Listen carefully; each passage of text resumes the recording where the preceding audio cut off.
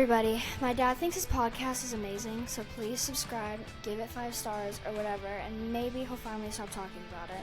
Anyways, welcome to Sober At.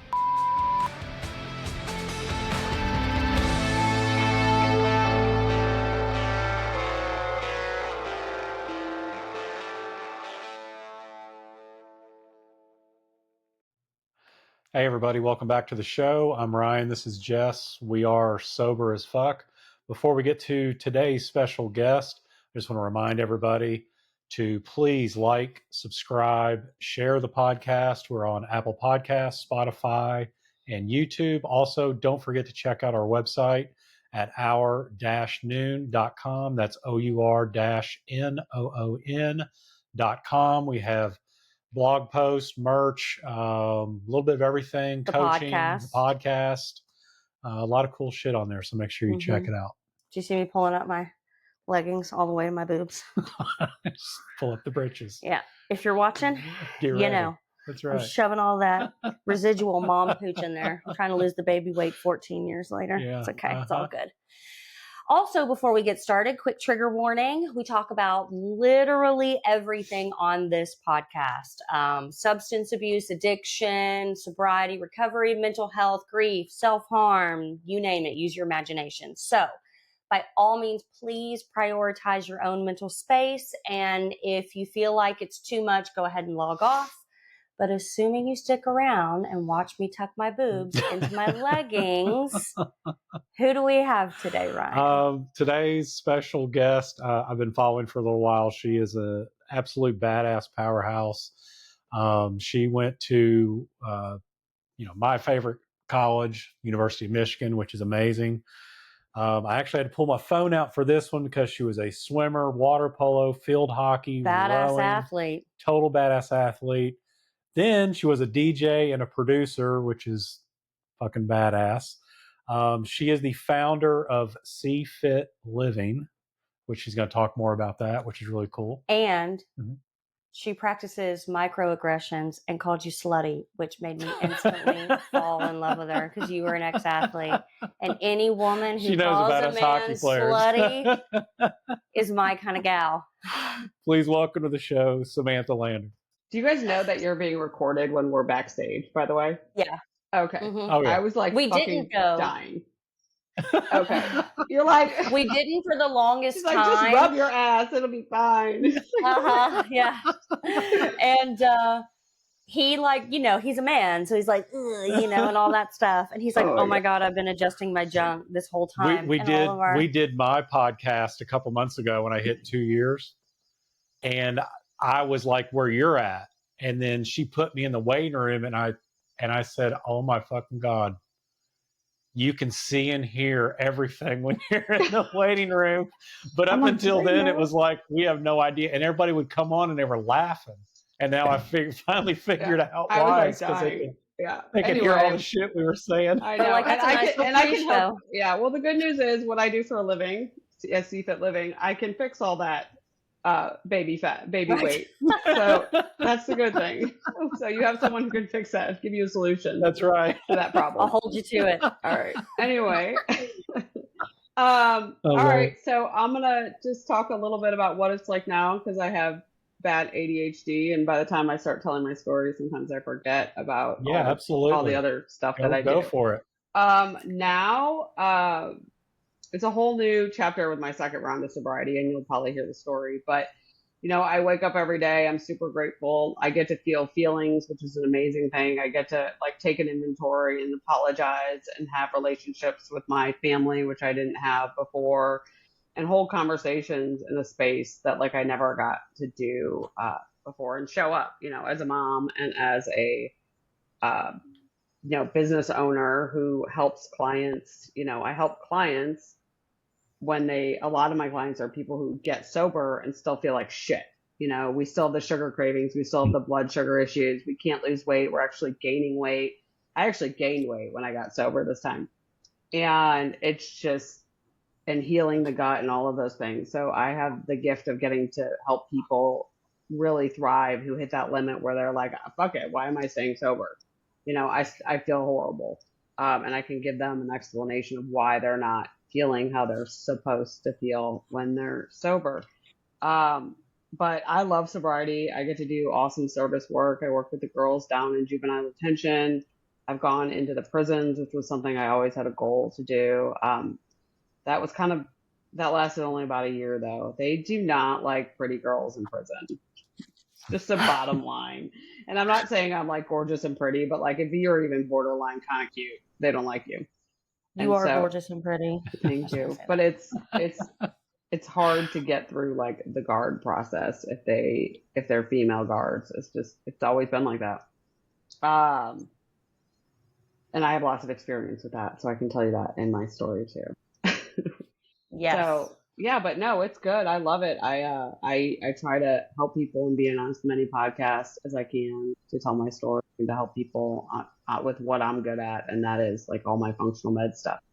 So yeah, that's kind of now what it was like. So you want me to get to that?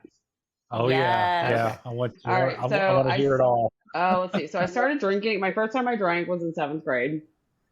No aha moment. No, I didn't love it. I lived with no like regard. Like I would say that I was a very oppositional kind of kid. Like I didn't want, once my parents started integrating a lot of rules into my life, I wanted nothing of it because I felt like I didn't do anything wrong to deserve those kind of rules. My brother was acting out, and so they just kind of changed the structure of the home. And that was a big fuck you, especially if you're stubborn and you're an addict. So I kind of went off the rails, I would say. The first time I smoked pot, I got arrested. So like I've had a lot of God moments that would be like, okay, this is probably not a good thing for you. So that happened. And I would say my freshman year of high school, I was completely out of control, running away from home, drinking, doing any drug almost that I could get my hands on. And I had this mentality, like live life to the edge. And that meant to me get fucked up, which is like the dumbest thing now to me. It's like, why don't I go travel and experience life? And maybe part of it was the blessings that I got coming from a really good family was, I wouldn't say good, a family that was well-to-do and could provide for me experiences, maybe not emotional, like greatness, but a lot of experiences. So I got to do all those great experiences, but to me, experience was like get fucked up. And so I did that, and then they sent me off to like this military boot camp boarding school. I got kicked out of that for drinking. I don't remember any of it. I was in a total blackout and got on a plane at 5, sent home, came home, started drinking with the family I was staying with, son, hooked up with him. Like it just went on. But that was sort of my first like, okay, this isn't working for me. I need to like get my shit together. And I did. That's when I got really, really way more integrated into sports. I joined the rowing team, excelled in that. I realized if my parents, to get the monkey off my back, I needed to have good grades and show up like a decent child. And I think that's where I learned manipulation really, really well. So I showed up, I looked good on paper, and I did all the things until I sort of like got the trust back. And then I was able to start to manipulate the system where I could go have weekends and just party, but I still was showing up for, rowing and school and all of those things. So that kind of went on. And I mean, I wouldn't say I was always a blackout drinker. I didn't like drinking. I didn't really like smoking pot, but it's what you could do at that age, I guess. It was what, I don't know, it was what I did, but I never really liked it. And I sort of like kind of grew out of it, I would say, through high school, but I graduated. I went to University of Michigan. I was rowing there. I did not last long. It was Division I for the first year, and I'm 5'4", and I was probably like 120 pounds when I went there. So I ended up being a coxswain for the men, and then I was drinking and eating so much that I ended up not being able to be a coxswain because I got so fat.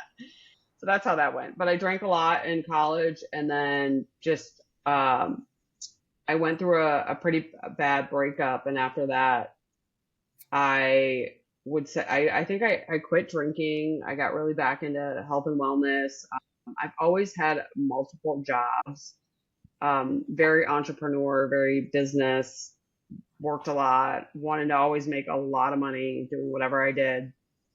But I always kind of worked for myself. So I had a lot of nanny jobs. I was living in this like beautiful like house in Michigan, free rent, like living at this house while I like house sat all these other houses. And I nannied for a guy who started a liquor called Voda. And it was the first micro distilled vodka made in the US that was flavored. So had this gone through, I'd be like a billionaire.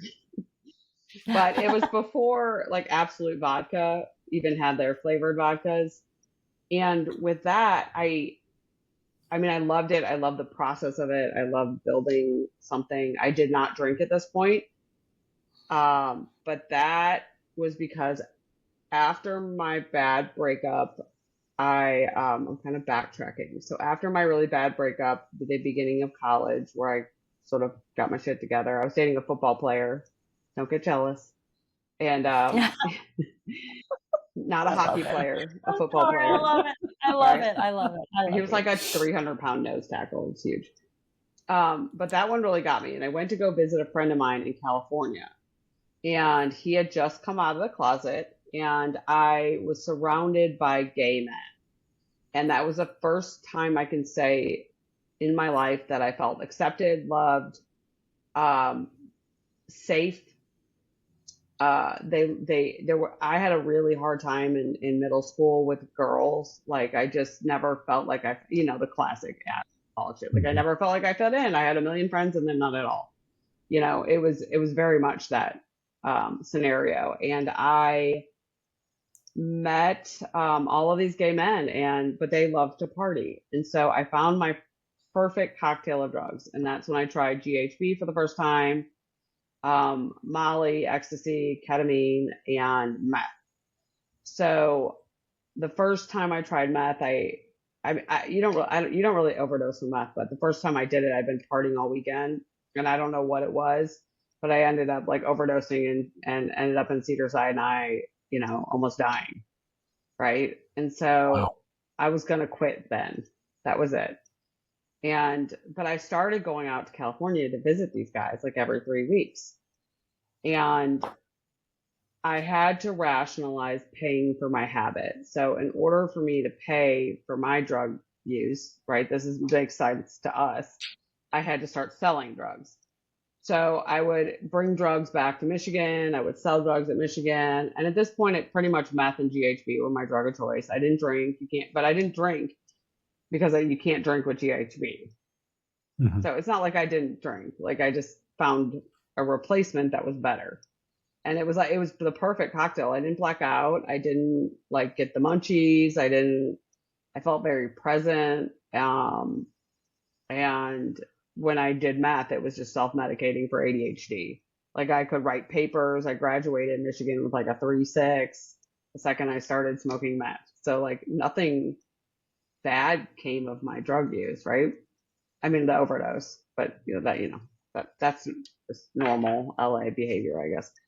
So so that went on for a while. And then I was supposed to move out to LA to launch that vodka and work with the distributors out there when I graduated. And so I moved out there. I was going to live at this actress's house. It was like perfect scenario. And I was living in Hollywood Hills, rent free in a house with the gay boys. And I was supposed to start that job and the job fell through. And that's when I decided that I was going to buy 2 turntables and become a DJ. So, cause I had gone out to these gay after hours and I was like, I'm going to do that. Like whatever's happening right there with that DJ, that's what I'm going to do. And music has been a big part of my life. Like, it's very healing for me. I was a spinning instructor. I did synchronized swimming, which is like tied in with music, like everything. I was a very old soul. Like, what was that company that sent you the CDs? Oh, Columbia House. Or whatever it was. Oh my God, I had so many of those. I just remember like every week it was like 6 new CDs. And so that's what I did. And because I didn't see that there were any other female DJs. It was a very male dominated industry. And there was one other girl, DJ Lady Tribe, who played like hip hop. She was like this Asian girl who played like hip hop. and like not even house music or anything. And I was like, okay, this is like perfect. I can like market myself. There's no other female doing this. Like, why would I not do this? This is like, I'm going to be like a superstar in no time. And it's sort like, I wasn't a superstar, but like my career blew up. I started booking more and more gigs, but then I started selling more and more drugs. And it wasn't that I was using the club scene to sell drugs. That really wasn't something I ever did. Like I never brought drugs to work. I had, you know how you have your like your hard nose sort of like when you're using drugs that make absolutely no sense. So that went on. I got into a really, really, really abusive, like horrible relationship. And if you get to know me, you would have never in your right mind thought like I would be with someone like this. But I'm an empath, and this was a total like narcissism, like empath, like dynamic. And I couldn't get out of it. Like there were multiple times I called the police and tried to get restraining orders, and they like just ignored me. And I would have like black eyes, and it was crazy. And so the drug dealing grew, the relationship got worse. I eventually did get out of it, and the DJ career was great. I then decided that I was worried I was going to get busted selling drugs, because it just got to be like there's so many people in and out of my apartment that I was going to sell a lot of drugs to like 7 people. I don't even know where I got the number 7. Does not make any sense. So I started doing that. So I sold like a lot of drugs, a couple times a month, and made a lot of money. And that was what I was doing. And, at this point, fully addicted to meth, all day, every day. I did not identify with being an addict. I did not identify that there was any problem. And an addict to me was someone who like lived out of their car and was homeless, right? And like shooting up heroin. All the movies that I loved to watch when I was younger, that's like addiction. Like I love those. Like and that might be a weird thing. Like Less Than Zero was like one of my favorite movies, and like Basketball Diaries was like definitely on the top movie I love to watch. Any of those. I was just like, it almost like turned me on watching those really sick movies. It's just strange. And so for me, there wasn't a problem. Like I remember there was a guy like looking for drugs all over the floor of my apartment one time. And I was like, what the fuck are you doing? And he's like, I'm an addict, Sam. Like I'm a drug addict. Like, and I was like, what? Like, as I'm like smoking meth, like all day, like, but I never ran out of drugs. Like being the drug dealer, like you think you have friends, you never run out of drugs, like I never felt like there was a problem. I tried to quit twice because I thought that would help my relationship with that guy, but that was for that. It wasn't because I had a problem. And I was more integrated into the straight scene, and that's when things just got really scary, like really scary people, scary situations, downtown LA. I don't know how I'm alive sometimes. I'll never forget my first meeting out of rehab. A guy said, if I knew that you were this little girl like living in your apartment selling drugs, I would have brought a gun and put it to your head and fucking robbed you, and you better hope that I didn't kill you. And I was wow. like, it's just shit you don't think about. You're so in a fog. And so this sort of went on, and then my drug dealer got busted. So it's sort of like the guys who made it, my guy, and then me on his little, like, whatever, the tree line of it. And my ex brought over 11 gallons of GHB and put it into my apartment and said, like, Eric got busted. This needs to be here. And I'm like, well, why would they leave 11 gallons of GHB when this whole house was like raided? This is all like weird. And I had quit selling drugs 2 weeks prior to that. I like had this moment where I was just like, I'm done. And so like the large amounts of things and money were not in my house, but there was still a lot in my house. Your perception of things becomes so skewed. And Mm-hmm. I was actually walking out of my apartment, and I was like kind of ready to start over. I was looking at a new loft downtown LA, and I'll never forget. I walked by these two guys, and I felt like a pit in my stomach, and I was like, something is not right. Like I knew, like it was like the first time that like my gut was able to actually start telling me things again, because it's all so shut down. And then I walked out of my apartment, and I saw this girl sitting in a car, and I'm like, this is in the loading dock. I'm like, something is weird. Next thing you know, I'm being handcuffed, thrown on the ground, and a full SWAT raid in my apartment. So, I'm just like laying on the grass looking over, and there's just like, the truck after truck after truck, and then just people coming out with vests and guns. And I mean, it was just me in my apartment. Like it was a little aggressive. So I had the full SWAT raid, and at that point was when I started to realize like this is not a good situation. Like this is something like I'm done. Like life is no longer what it's going to be. And I kind of knew I deserved it. Like I think part of me was just ready to give it up. I didn't want to give up my freedom, but I didn't want to do it anymore. Obviously I just quit selling drugs, and I went into Beverly Hills. I had a $500,000 bail. They ended up letting me out the next day. I got to my apartment the next morning, and the Missouri postal feds were at my door. And I was like, oh, I thought it was the LA County, like Beverly Hills guys again. And they're like, no, we're here from Missouri about, we have your best friend in custody, or your friend Jocelyn. We know everything about her. We know you were shipping drugs across state lines. And like, I'm like, and they knew enough for me to like want to talk, but I didn't know, like, I shouldn't say anything. And so they said that I may get another federal case, but they didn't know. And they just happened to be in the area. So that ended, and I spent about 7 months. We actually tracked the timeline like about 9 months ago. I was looking at the timeline of everything. So 7 months I sat in my apartment, freaking the fuck out.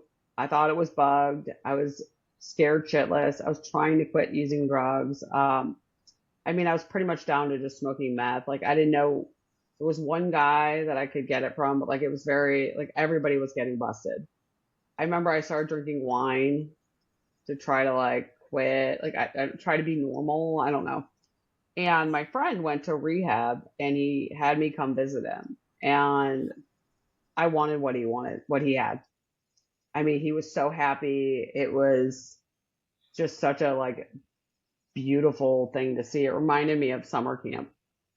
Like rehabs remind me of summer camp. I don't know why, but like something about like that connection and meeting new people that you wouldn't typically meet. You're just like, you're sleeping, you're living, you're doing everything together. And shortly after that, I was sitting in my apartment, and I looked at my dog, and I said, I think I need to go to treatment. And I was like, what do you think? And she came and put her head on my lap, and I called my parents, and I told them that I wanted to go to rehab. And I told them I found some fucked up place in Malibu where you like kayak, and like, there was no 12-step program. It was like a total joke. You get massages. And they called me back, and they're like, you're not going there. Like, that's not going to fucking happen. They're like, we're not spending $50,000 on this like rehab for you. You can find one that your insurance takes. And I was like, well, it has to have a pool, and I'm only going for 28 days, and like such added behavior. Like, I'm going to control everything I can to the very end. And I checked myself into rehab at Cornerstone out in Orange County, and it changed my life. I was so done. I was so happy to be there. I was on the pink cloud. Like, I loved everything about it. I have not touched. So that was April 2006. So I have not touched any of those drugs or done any of that since I went to treatment. So that I did stay sober from. And I did treatment. I got out. I did my LA County time. I got sentenced my LA County time. I got out of there. I got my probation transferred. I moved home to St. Louis, and then I got hit with a federal indictment of 22 to life. So that happened. And then I ended up getting 27 months federal time. I did that time. I did it all sober and happy. I was so, like, it gives me chills every time I think about it. Like, I was so happy to be sober. It clearly didn't matter where I was. Um, I'm very stubborn, and I always say that I don't say this, I say it now, but one of my sponsors said, Sam, sometimes with you, you need like a couple bats over the head. And that's probably why you're about to go to federal prison, because LA probably wasn't enough for you, even though you think it was enough for you. And I'm like, well. And so it probably was what I needed, but it was like a total life break. Like I read, I got to know who I was again. Like I didn't even know. I was so, like, my moral compass came back. I knew I had goals. I knew what I wanted to do. I was a good daughter again. Like I was able to communicate. I didn't mumble when I spoke.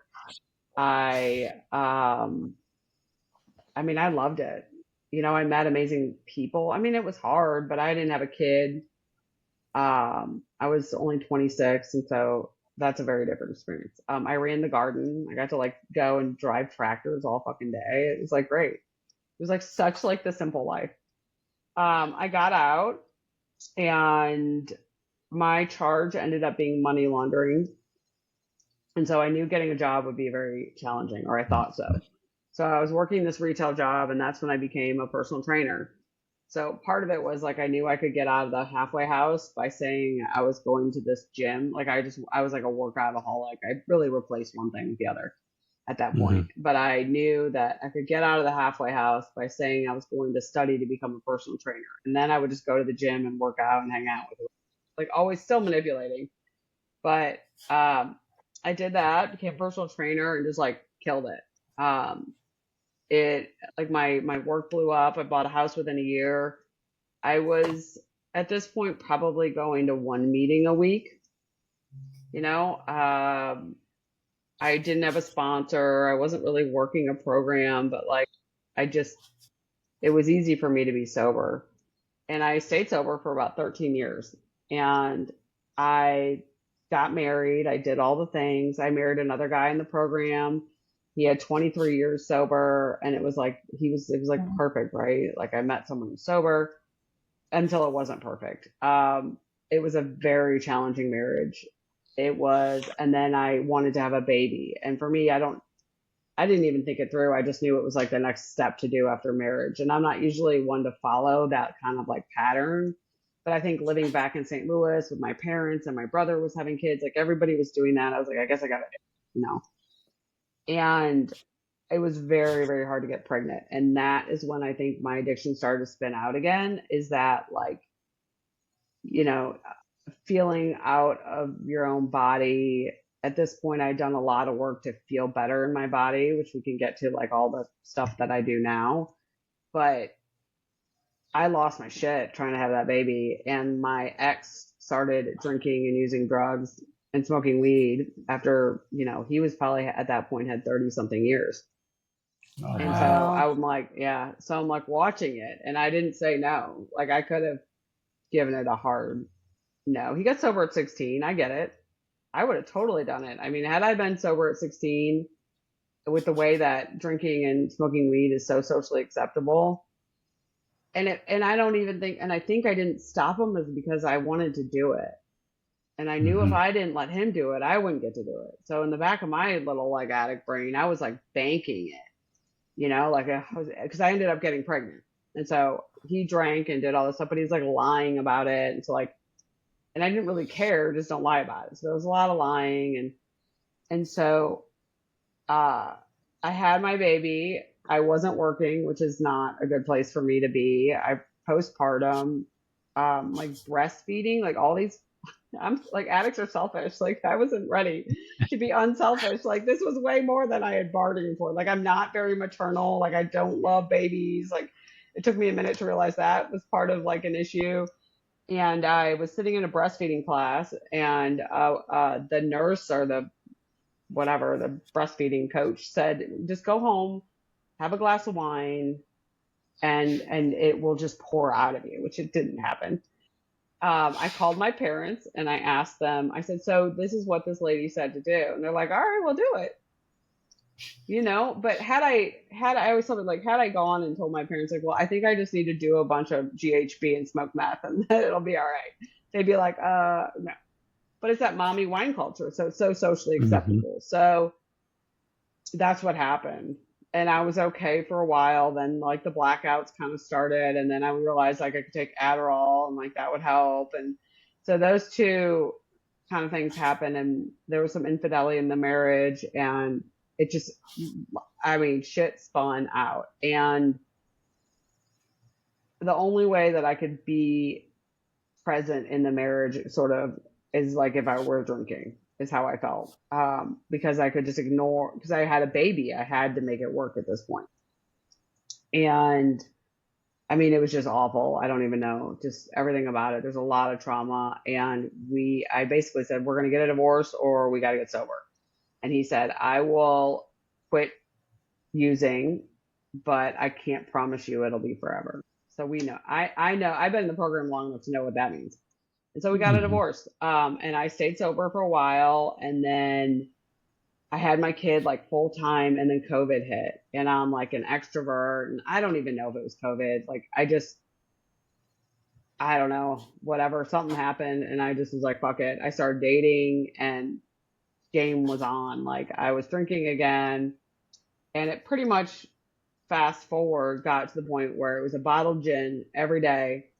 At 4:00 it would start, 3:34. Like I couldn't make it through a day. Every day waking up, God, please, please, please just give me a day. All I need is like, will someone just kidnap me? Like I told my parents I need to go to outpatient. I was like telling people I need help. And everyone's like, oh, you got it. You're fine. Like I was so like labeled as like strong. You did it before. You've been to prison. Like, and I'm like, I literally was like, I cannot stop drinking. Like,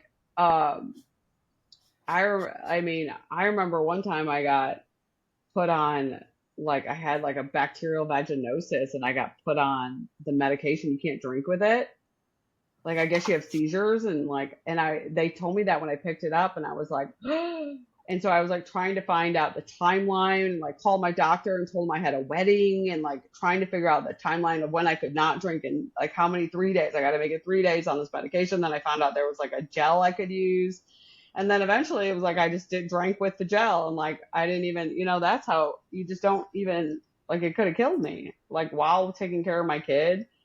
So it just got bad and I couldn't stop. I went to meetings. I don't know. I did everything. I would dig holes in my backyard. I had Post-its everywhere in my house and I ended up, I would get some time. It was getting better. And I ended up getting a relationship with a guy who was 7 years sober. I prayed to God that I could find a guy covered in tattoos, tall, not a hockey player, that had a kid. And I met him at a birthday party and it was like everything I could have wished for. He was so loving and caring and probably a little codependency going on, whatever there, but whatever it was like, it gave me something that I had never experienced. His family was in the program. Like I wanted what he had, like, and I couldn't stay sober. I relapsed. He knows of 2 of them. I would tell him now if we had a conversation and make amends, but we just never really spoke again. So he basically walked out of my life and that's what it took. I'd never lost a human being due to my addiction. And all I can think is like, God put him, I prayed to help me get sober. And I prayed for this guy. God put this guy in my life and help that guy help me get sober. And I haven't even thought about it since. So it just was it. Like, I don't know. I survived it. I didn't think I would. And so today that's kind of where I'm at. Wow. That is one hell of a powerful story. That is a powerful story. It's a lot, but it was great. I'm sure you've done like speaker shares and stuff like that. I'm sure in the community, that is just like edge of your seat. Holy shit, what's going to happen next? You know, that was just absolute incredible story that you share with us. I really appreciate that very much. Me too. First of all, thank you for being so vulnerable and open. we've said it before and I'll say it again, you know, the guests that come on this podcast strip naked and tell and show, it's like a show and tell of everything. And, you know, we say, oh, we're so open and we talk about everything, but it's an emotional roller coaster to like relive those moments. Yeah. And a lot of things in there. So much performative behavior. That's a big part of a lot of that struggle, whether you identify as an addict, alcoholic, whatever, non-drinker. Because I heard you say that you convince yourself, I don't have a problem because look at my life. You know, that was classic Ryan too. You know, I have a big boy job and I have a house and I have a family and I have all these things. And a lot of your story reminds me even of my brother. And I've talked about him a lot on previous podcasts, but, you know, we grew up with limited financial means, but my mom was a single mom and worked her ass off, put us in private schools and gave us all these opportunities. And he's like brilliant, right? And he was in active addiction for 20 years, all of the things, and that performative behavior too. Funny enough, he lived in Orange County for a little while. And so kind of got like swept away in that. And, same thing, like when he got sober and in rehab, when you were talking about prison, it's because it takes you back to those basics, right? Yeah. Like you are a hardcore athlete. Like, you know how to like get up early, make your bed, do the workout, show up, read the book. I mean, whatever it is, I'm using this for anybody. It doesn't have to be like athletics or education, but like when you are used to structure, almost like militant, that stuff is like cathartic in a way. Yeah. And so same thing, I heard you when you were talking about that. I'm like, I totally understand that, because you're like, you know, prison was a break because I had to do A through Z. There was no questioning what was going to happen, and there were consequences if I didn't. And being able to have that playbook and have that structure, you're like, that's like singing my love language. Yeah. I'm a rule follower, like, believe it or not. Right. Like, I like it when I just know what I can and can't do, and like this is it. When you just say it's not an option. Yeah. You know, I found that too. My best friend in the world, same thing. And that really is like the program that I find people latch on to. Once you decided to stop drinking, like get completely 100% sober, was it something you did on your own? Did you work a program? I mean, I'm sure you took all these little nuggets and used them, but what does that look like for the past 3 years? So now, so while I was trying to get sober, I was actually chairing a meeting. So I did, like, I remember sitting there in the meeting and I would like text they were like, we need someone to chair. And I'm like, how much time do I need? She's like, raise your fucking hand. I was like, and so like, I would come in there, I'd be like fucking so hungover.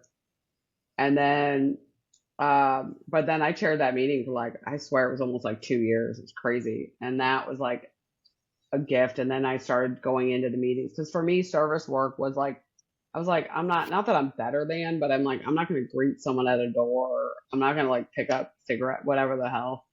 I was like, I just need to figure out what works for me that helps me like stay sober. And for me, it was like going in and seeing these girls in prison. I mean, that's like a fucking eye opener.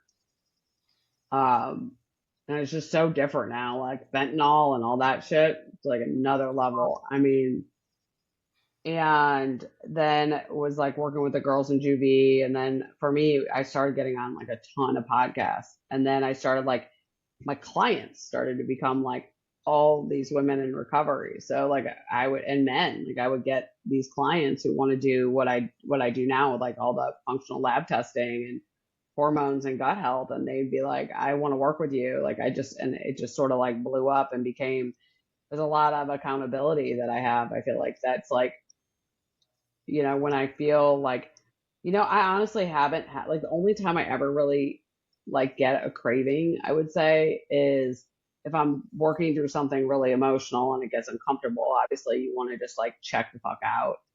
Or if I'm like dealing with like really jacked up hormones or something. Like for me, that's kind of a trigger because I had PCOS. So that's part of my story. Is like I've had a lot of health problems, like not necessarily because of my drug use.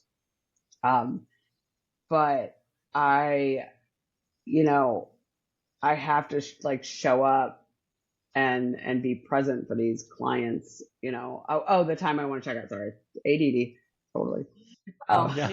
are you You're kidding? good. I'm ADHD and Like, yeah. what was I even talking about? Oh, it was 4th of July is the only holiday. It's like, because it's like everybody day drinks this, and I was like a day drinker. Like, I'm like, it's the only time it's like totally acceptable to like get up at 10 o'clock and be at the kids' parade with the kids and be like getting fucked up. And like, it's like something about that, like everything. Like, I like my sleep. I'm not even, and when I drank, I became an introvert. Like, I didn't even go out. Like, I am not like a go out drinker, like at all. Like, it was like just at home. Like, I don't even remember when I relapsed. Like, I bet I could say, count on my hands, like the number of times when I had more than 2 drinks out, you know, but it'd be like the second I got in the car, it'd be like pounding like airplane bottles. Wow. Yeah, it's crazy. It was Yeah, harder. so- It was way harder the second round. So Yeah. So kind of you kind of dipped in about now with your clients and stuff like that. Mhm. So let us know kind of like what are you doing now? I mean, you founded this CFIT, and kind of give us some background on that, how So the name came about, How you're going to get rid of my mommy. That's right. How you going to get rid of this? Give me all the secrets. so I got out and I ended up becoming a personal trainer. And I did that. And so I did that for probably 20, I don't know, a lot of years. But I was doing all the right things, right? I was working out, counting calories, and doing what you're supposed to, and eating super clean, like super clean. And this is not when I was drinking or doing anything. And I was so sick. I had like chronic diarrhea. I couldn't lose weight. I was gaining weight. My periods were awful. Hot flashes, night sweats. Like, I was just so tired all the time. And I just started working out more and eating less and working out more and eating less. And that's what the magazines say. That's what personal training certifications teach you. And I went to a conference on like holistic, like lifestyle coach to get certified. And I was told like about food sensitivity testing and like testing your cortisol and adrenals. And I'm like, what the fuck is this shit? And a friend of mine ran this food sensitivity test on me, and it was like, I was like sold. I was like, this is like a miracle work. I mean, everything I was eating, I was having, like, I had a food sensitivity to. And if you know about like, so when you eat a food that you have a food sensitivity to, it causes like that dopamine, that serotonin, because it's an inflammatory response in your body.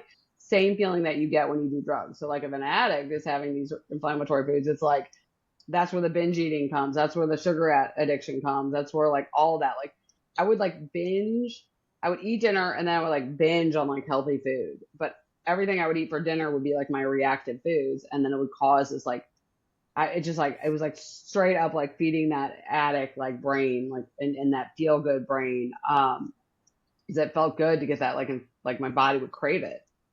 And the second I did that test, like all went away, stopped all the binge eating. I lost so much weight, just like a water weight, just because there was so much inflammation on my body. My gut had been trashed. I mean, GHB is made with concrete cleaner. Like my gut was a fucking shit show. Like, I mean, I think in prison I had like cystic acne and I went on tetracycline for like 6 months. Like I was also like a very sick kid on a lot of antibiotics and a lot of problems. And so then I did like the hormone adrenal panel, and my estrogen was like super dominant, and like that was a big problem. My adrenals were just like tanked. So I started doing supplements because I was always like, I don't need a fucking supplement. I'm good. And so got customized supplement protocols. And then I did a GI panel and I ended up with like parasites and shit. So like, I was like, okay, I cleaned all that up and I was like a normal human. It was the first time in my life that I felt like normal. I could lose weight. I wasn't bloated all the time. I wasn't tired. It was a massive game changer for me. And that's when I got certified to do it with my personal training clients as like a side thing. So I did that for years as like, it's kind of like my side gig because I made so much money training. And then COVID hit, training went well, but that's when I was in my relapse and I was like, I can't use my brain. Like I need to do something that's going to help me use my brain because that's going to get me to like that's going to motivate me to get sober. Like, oh my God, the things I tried. And so I was like, I have to stop personal training. I'm gonna totally just go full fledged as this is my business, and like eventually sell my personal training business. And so I did that, and I started just working with people like 100% doing this, where I run these programs and we do all the lab testing, and that's when I started. As I got more sobriety time, I wanted to like tell my story of relapse and the mommy mind culture, and part of it was like getting over the humility of having 13 years was really, really hard for me. And every time I was on a podcast, it's like having a dagger go into my heart, but it was like what I needed to be like, you only got a year, girl. Like that's on you. Like, but the more I talked about it, the more I was like, okay, this is going to help people. And then I started getting these clients that were like, I don't feel good. Like I quit drinking. Like, why am I craving sugar? Can I not poop at all? Like I did all the things, and I started just creating programs that were way more customized for people who have been in recovery, and like, running the same labs that I do on anybody else, but just really having that be like a passion. Like that's just kind of where like I love working with people in recovery. So, and a lot of times it is, you get sober, our blood sugar is a mess from drinking and eating crap. And you could have 2 years sober and it's still going to be that way until you learn how to like get your metabolic health better. Your gut is not going to heal by taking probiotics. Sorry guys, and just like quit drinking. It just won't happen. Like you're going to have a leaky gut until you like do the work to figure out underlying infections, which you probably have, and then like heal your gut. And then I help with nutrition. I do a food sensitivity test, so we get those inflammatory foods out, and I teach, everyone how to eat a very like balanced, structured, not some fad diet kind of plan that's like a new lifestyle for them. That's going to balance blood sugar, get rid of those sugar cravings, help them lose weight. That isn't addict style. You know what I mean? Like I'm going to do keto. Like, yeah. I'm going to do a 75 hard. I'm going to do intermittent fasting. Like the addicts I get in, I've been on every fucking diet under the sun, And just like even women in general, right? I love that you are tailoring it to your clients because that mirrors recovery today. Like that's why we started this podcast too, when he first got on an app to get sober, I was like, an app to get sober? You need to show up to the meetings in person, be accountable.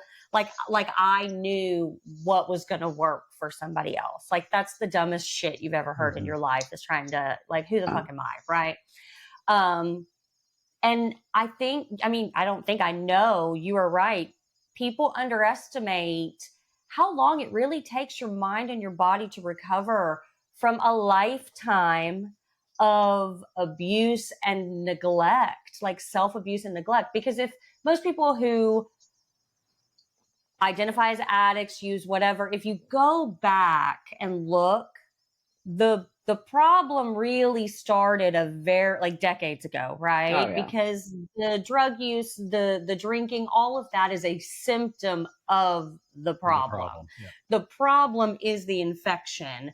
The use is like, not to be gross, but like the pus, right? And then the downfall is like the amputation. So you can clear the infection, but like you have to figure out what caused it to begin with. And it sounds like that's what you're doing with your business. And you're saying, listen, like this whole organic, all natural, in theory, that sounds great and that may work, but you got to go deeper than that. Just putting a label, like there are a lot of, I would like to say, organic cookies or organic fucking cookie, guys. That's right. Yeah. I mean, you can go out and you can eat natural mushrooms, they're going to fucking kill you. Right? Like, and understanding how your body like processes, like, good sugar, bad sugar. I mean, anything in excess is bad. Yeah. Do you know what I mean? Like fruits are great, but if that's all you're eating, your blood sugar is going to be out of whack and you're going to be missing a whole lot of like micronutrients in there and protein. Body can't heal without protein, all those things. Yeah. And that's really, really fascinating because we've heard that too, where they're like, I'm sober. And it's normally like that first year, people are like, oh, I feel great. And then they hit that wall, Yeah. Well, yeah, you're feeling great because you have that dopamine and you're like proud, and you know, especially for women, you lose however much weight and you get stuck on that scale. Like one thing that I do even now dealing with my ADHD, and I mean, I lost like 30 pounds just from going to a really good practitioner and figuring out what the fuck is wrong with me. Yeah. and I'm on medication, but tailored to me, right? Yeah. Is you hit a wall. And it's like, if you're doing the right things and you are specializing what you need, your body will find where it is its healthiest if you are feeding it, and your mind works in conjunction with that. But also think it can go the other way too, because, you know, just because you get sober doesn't mean, you know, oh, I'm feeling great. You know, you can start to feel like like shit. Yeah. Like, you know, I just heard the other day someone say, man, I'm 8 days sober and I got sober because of my anxiety. I'm still fucking anxious every day. When's this going to go away? It's like, hold on, man. We want it. We want it, and we want it like now. Yeah. It's like you want this instant gratification. And the problem is, you know, that's what leads back to, you know, relapse. Or going back to the same old shit is you know, you really got to put in the work. And, you know, some people it starts day one. Some people it's 4 months. Some people it's 4 fucking years. You just don't know. Yeah.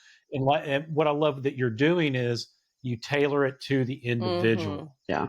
You know, there's no one size fits all. Everybody's different, and you got to dig deep to find out what the root of the problem is. Yeah. And that's life in general. And it could be, I mean, and that's the thing is like, it could be you just drink, like I have people who like aren't addicts, you know, and they just like quit drinking and they feel bad. Or I have people who have like 1 drink a week, but and I'm like, you should probably, like, I'm like, you should just stop that. Like, I'm not, and I'm like, I know, like, I'm in recovery, but like, I'm telling you, you go microdose or something, you know, like go do some other drugs. Like, like if they're not addicts, because it's so hard. Alcohol for sure is so hard on the system. Yeah, that's a universal truth. Like alcohol doesn't do any good. And another thing too that I think is we as a society, we have really conditioned ourselves, and a lot of it is medicine and all of that, but that we're just not ever supposed to feel pain or discomfort. Yeah. That you're never supposed to be in pain. You're never supposed to feel discomfort. Well, your pain is your body's way of communicating with you. I tell everybody that symptoms are your body's way of telling you something. Listen. Right. Yeah. I mean, it's so just like I'm walking out of that apartment and my gut like just stinks. It's like my body knew like shit's about to fucking happen. Like you have to listen to it. People don't want to listen to it. We're such a reactive society. I'm like y'all need to be proactive. And then so like you're getting sober, whatever, and your body's hurting, or you know, and I'll say like pain is also subjective too. Is it hurting, or these are just, I mean, you numb yourself out for so long that you have all of these feelings that you've never felt before. I mean, it's like, you know, you it's like haunted houses, right? Like you're blindfolded and you stick your hand in something, but because you can't see it, it's not that it's something gross or it's something painful. It's just that shock of like not knowing what it is. Yeah. And when it's unexpected, your brain just like will like register it. So when I first started on my mental health journey, I was like a year in and all of these things, and I went and spoke to my practitioner, and she's like, how are we doing? And I gave her this laundry list of things that I was like, I feel so out of whack and this, that, or another. And she goes, good. I said, what are you talking about? Good. She's like, you're feeling and processing things. Like, I know it feels like a shit show, but everything you're telling me is like life stuff happening to you, you allowing yourself to have normal emotional reactions to them. He's great. And then you work through them. And you're so right. We feel those things and we're like, rather than going, okay, what's going on and trying to figure out what's causing it, we're just like, okay, how can I get rid of it? Like, I don't care what's causing it. I just don't want to feel it.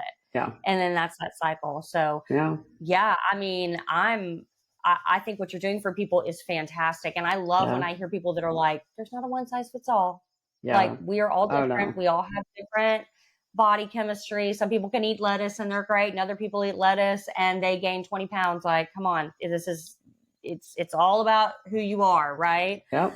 I mean, and you look fantastic. Oh, I thanks. mean, you look gorgeous. You figured it out for you. It's a lot of work. I mean, I was yeah. like the healthiest alcoholic. I mean, I was doing this and like, but I remember like I drank like only vodka that came from potatoes. So there was no wheat or corn, or it came from grapes. And then, but I knew and then gin, but then I knew the second I started hitting like the airplane bottles and like the shit was bad. Like I was there. Right. It didn't last very long, but I knew like, I was like, if I'm putting like crap alcohol into my body, like I'm fucked. It's a bad place for me. Cause I would do like, I'd wake up and I'd like red light and do infrared sauna and dry brush and, you know, take my methane blue, and like, I'm big in the biohacking world. So it's like, I would do all that shit. I mean, my saving grace, but it's a lot. What did somebody say? I heard somebody say something about that. It was like, and I think it was more like med spa stuff, like getting Botox or filler without taking care of your skin, or like being healthy but still drinking. They're like, it's like running on a treadmill while eating donuts. Yeah. You know, like, what are we doing here? You're running, you know, you're not. Yeah. You might be doing a little good. Yeah, that's when I realized it's a disease. Like so like I was like, okay, I like can't stop. Like I literally, like, it's not funny, but like I could not stop. And then it was nothing I had ever experienced with drugs. Like it was just, and that's when I knew like this is a disease to the core. Like I've never, like I can't, it's like almost making me speechless. Like I can't even describe that. Like the inability for me to stop using was near impossible. Like it's a miracle had to happen to get me to stop, because I couldn't do it on my own. Like I was like, I'm gonna die. Like I need someone to either like lock me in a house for a week, and I don't even know if that would have worked, or I'm just gonna die. And I don't have a lot of depth. Like I've had a lot of things happen. Like I don't know how much more I have. And so that's kind of my mentality now too. Is like I'm gonna die. If I do it again, every time I think about it, if I want like 4th of July, I'm just like, if I do it, I'm gonna die. Like they might be having fun, but like I wouldn't be having fun. Like I wouldn't stop. Exactly. And once I'm out, if I'm out again, there's no coming back. Yeah. I say that. I don't know, but I feel the same way as you do. And I'm sure you're like him, like way more fun sober. You know, people are like, oh, you're no more fun. I'm like, way funnier, way more fun. Nobody saw me like drinking. I was I was home, like, because I would crash my car every time That's right. I wasn't home necessarily because I wanted to be. I was home because I got to the point where my insurance, I just got it lowered. If you guys are gonna die, so my car insurance.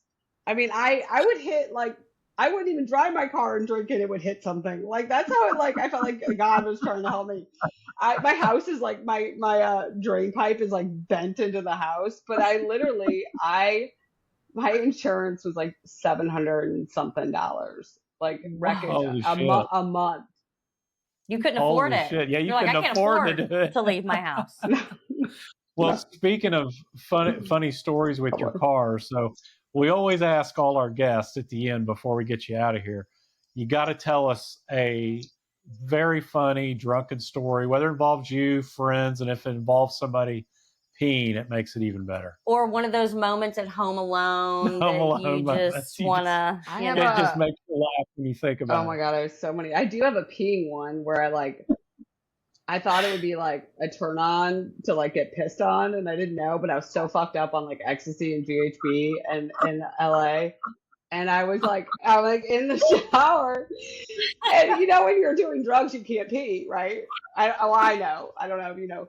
But I remember just being like, I can't fucking do it! And like we're trying to have this like hot, sexy moment, but we're so fucked up that we can't even like get ourselves to pee. So like, and then I'd be like, okay, you try. And I lay down in the shower, like all, you know, and like I hope that he would like pee on me. But like, and then he did it. And I was like, there's nothing hot about this at all. Like, it's like awful. It's cracked up to me. Yeah. You know, not to sound weird, like I want to watch you having sex, but like somewhere in the back of my like fucked up brain, I'm like trying to envision it. The shower was like my shower in my apartment in LA was like so, I remember I had like every kind of like shower, like because you're a tweaker, like you go to Home Depot and you buy shit. So I had like this shower head that had like lights on it, and then I had one that was like vertical that would like spray things, and it's just like in our eyes. It was like such a nightmare. Yeah. That needs to be written into a movie, good. Right? Okay? But it's like the best. I just remember being there like with my face and be like, come on, I gotta like concentrate, leave me alone. And like, I'd be like, shut up. And he'd be like, okay. I'd be like, shut up. It was like so aggressive and not sexy. So if he's listening, that was not going to be my story, by the way, at all. But that one's a pretty good one. I love it. You know, you lived in California. I'm sure you know a lot of people out there who write, produce, whatever movies. You need to sell that story. That is fan-fucking-tastic. I love a good sex story gone wrong. That's awesome. Oh, I got a lot of them. My relapse was like, I was out to kill. It was a mess. It was messy. Sex and drugs and alcohol. I know it's like sex, drugs, rock and roll. It doesn't go down like that. Never does. It goes alcohol, blackout, sex. There you go. I'm stuck in my home. What am I going to do? That's awesome, Samantha. Sorry, I can't drive. My insurance is too high. But it was like, and then there was like COVID, right? Like you're dating for the first time ever in your life. Like I never dated. I was so independent. And I was like dating for the first time ever during COVID. And you're like, I'm always like, well, it's okay. I don't know. Like just come over. We'll just be on my porch. I have lots of cameras. Like what do you do? Like it was so sketchy, all of it. Oh, that's awesome. Yeah. Well, Samantha, thank you so much for joining us. This was an amazing episode. It was great. No, you guys are great. This was fun. And I have to give your dog in the background a shout out. Yeah, that is just. Down. I wish I could see his eyes. Oh, that's incredible. Shuggy. So his legs though are all just like in the air. They're like not even resting on anything. Like, I don't even know how it's comfortable. How do you get that fucking comfortable? It just blows my mind. I know. With his gold chain. He is like, nothing phases me. That's right. I know. I love it. That's a great way to end it. Well, Samantha, thank you so much. We really appreciate it. And we'll talk to you soon. Bye.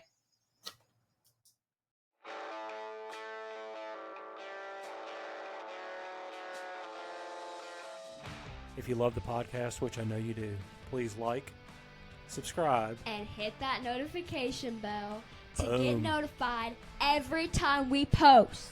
That's right. Dropping them, baby. Word.